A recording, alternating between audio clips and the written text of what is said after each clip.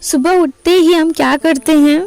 Phone उठाते हैं, news देखते हैं, सोशल मीडिया स्क्रॉल करते हैं। रात को सोने से पहले भी हम किसी न किसी स्क्रीन के सामने होते हैं। और ये स्क्रीन ही तो है जो हमारा सोचने का, समझने का और जीने का तरीका तय करती है। यही तो है मास मीडिया, वो जरिया जिसे पूरा समाज अपनी सोच बनाता है। सवाल ये है, क्या मीडिया सच में समाज को बदल रहा है या फिर वो हमें वही पुरानी सोच के दायरे में बंद कर रहा है? मीडिया के बिना समाज की कल्पना भी नहीं की जा सकती। Newspaper, radio, television, cinema, advertisement और अब इंटरनेट, हर एक ने समाज में बदलाव लाने का काम किया है। पहले के ज़माने में औरतें अक्सर घर तक सीमित होती थी, लेकिन मीडिया ने उन्हें दुनिया से जोड़ने का मौका दिया। अब वो जर्नलिस्ट है, न्यूज़ रीडर है, फिल्म डायरेक्टर है, राइटर है और मीडिया एग्जीक्यूटिव तक बन गई है। यही मीडिया ने उनके लिए नया दरवाज़ा खोले। डॉक्टर अनीता आर्यन कहती है, औरतें हमेशा से ट्रेडिशनल मीडिया का हिस्सा रही, जैसे फोक सॉन्ग्स और फोक ड्रामा, जहां उन्हें इमोशनल और उनके इश्यूज दिखाए जाते थे। लेकिन मॉडर्न मीडिया ने एक अलग तस्वीर बना दी, जहां औरत को यहाँ आइडियल माँ के रूप में भी दिखाया गया, यहाँ फिर एक कमोडिटी के रूप में। मीडिया एक तलवार की तरह है, दोनों धार वाली।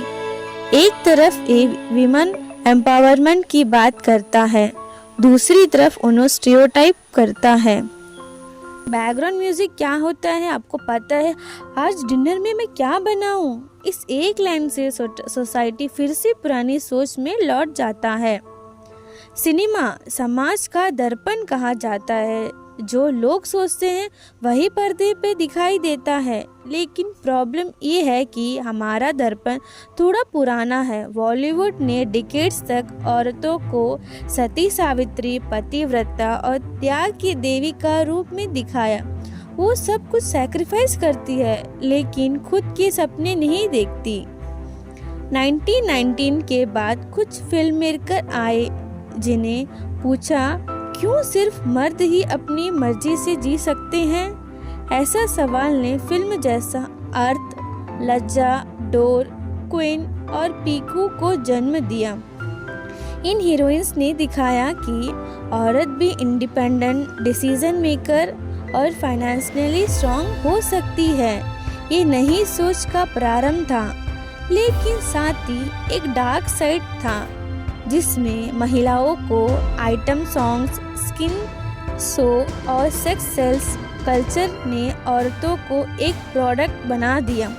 बॉक्स ऑफिस पर ग्लैमर बेचने के चक्कर में उनकी डिग्निटी कॉम्प्रोमाइज हुई। टेलीविज़न ने घर के ड्राइंग रूम तक ड्रामा पहुंचा दिया और वहां भी औरतें कहानियों के बीच में सेंट्रल कैरेक्टर में बन गई है।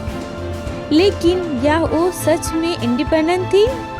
मोस्ट ऑफ द सीरियल्स में औरतों एक आइडियल बहू, माँ या पत्नी के रूप में दिखाई देती थी, जो फॉरगिव करती है, टॉलरेट करती है और कभी अपनी आवाज़ नहीं उठाती। अगर कोई औरत अपनी मर्जी से कुछ करती है तो उसे नेगेटिव टैग मिलता है। यानी सोसाइटी ने टीवी के जरिए ये मैसेज दिया, good women suffer silently but bad women speak loudly. लेकिन साथ ही टीवी ने एक कंस्ट्रक्टिव रोल भी प्ले किया, स्पेशली रूरल वुमेन्स के लिए। कृषि प्रोग्राम्स, हेल्थ शो और एजुकेशनल सीरीज ने उन्हें इंफॉर्मेशन और अवेयरनेस दी। यानी टीवी ने एक साथ ही एम्पावर किया और दूसरे हाथ से स्टीरियोटाइप बनाया।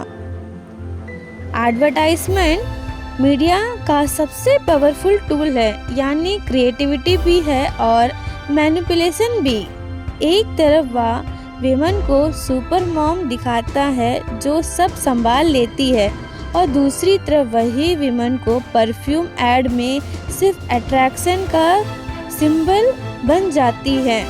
फेयरनेस क्रीम्स के एडवर्टाइजमेंट से लेकर मेंस परफ्यूम तक मैसेज एक ही रहा है, औरत इम्प्रेशन होने के लिए बनी है। लेकिन अब धीरे धीरे बदलाव भी आ रहा है, जहां विमेन खुद डिसीजन मेकर दिखाई देती है। लाइक सर्फ एक्सेल दाग अच्छा है या Ariel share the load campaign, जिनमें जेंडर इक्वालिटी का मैसेज दिया गया है। न्यूज़पेपर और मैगजीन में पहले women related issue side page पर होते थे। ब्यूटी टिप्स, रेसिपी और फैशन तक सीमित कंटेंट था। आज फ्रंट पेज पर रेप, हैरेसमेंट और अचीवमेंट जैसे इश्यूज देखने लगते हैं। ये एक पॉजिटिव साइन है। इंटरनेट ने एक नई दुनिया खोल दी, जहां एम्पावरमेंट के साथ एक्सप्लॉयटेशन भी बढ़ गया। साइबर क्राइम्स, ब्लैकमेलिंग और प्राइवेट इंफॉर्मेशन लीक होने से विमेन ज़्यादा वनरेबल हुई है। इसलिए डिजिटल लिटरेसी और अवेयरनेस अब बहुत ज़रूरी है। 1987 में इंडिया ने इम्पॉर्टेंट कदम उठाया, indecent representation of women prohibition act. इस लॉ के तहत अगर कोई बुक, एडवर्टाइजमेंट या फिल्म औरतों को इंडिसेंट तरीके से दिखाता है तो उस पर कानूनी कार्रवाई हो सकती है। नेशनल कमीशन फॉर विमेन ने भी सजेस्ट किया है डिजिटल मीडिया को भी इस लॉ के अंदर लाना चाहिए, ताकि ऑनलाइन स्पेसेस भी सेफ बन सके और उन्हें एनकरेज किया जाए कि वो औरतों को सिर्फ ब्यूटी सिंबल नहीं बल्कि लीडर, इनोवेटर और डिसीजन मेकर के रूप में दिखाएं। मीडिया को समझना चाहिए, representation it not just about visibility, it's about respect.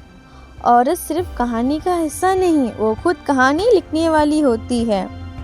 Media के पास ताकत है दुनिया को बदलने की, और जब वो ताकत इंसाफ, इक्वालिटी और रेस्पेक्ट के लिए यूज़ होती है, तभी एक समाज सच में प्रोग्रेस करता है।